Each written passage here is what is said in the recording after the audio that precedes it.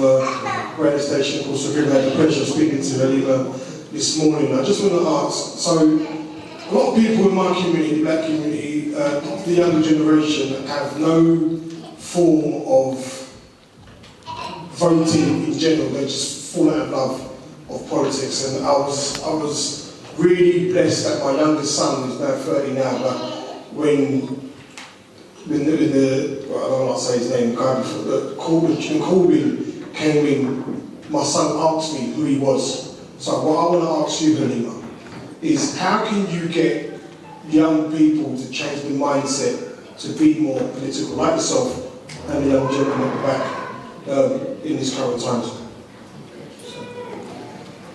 So aside from obviously the policy that I just spoke on, what's lacking is the people in the younger generation seeing a real person in front of them. And this is why I struggle to relate to any politicians, either when I was going through the process of working amongst the Labour politicians. Now, I've come here unscripted, and I think that's exactly what people like to hear and want to hear. They want to see somebody speak from the heart. And this is why I really appreciate George Galloway, because he always does, and he's always very consistent on that. And I think for the young generation especially, to see an example that mentors and teaches and explains how the establishment works, that's for the younger generation to get involved with politics. They really need to understand the mechanisms of politics. So not only in my own campaign, but as an elected official, I will make sure that they have mentorship schemes, and I'll be working with younger communities for them to understand the mechanisms of politics.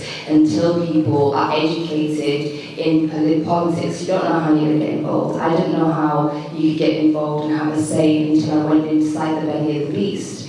Now, we are very fortunate, this community is very fortunate to have somebody that came from the belly of the beast out into the public to tell you exactly how they work.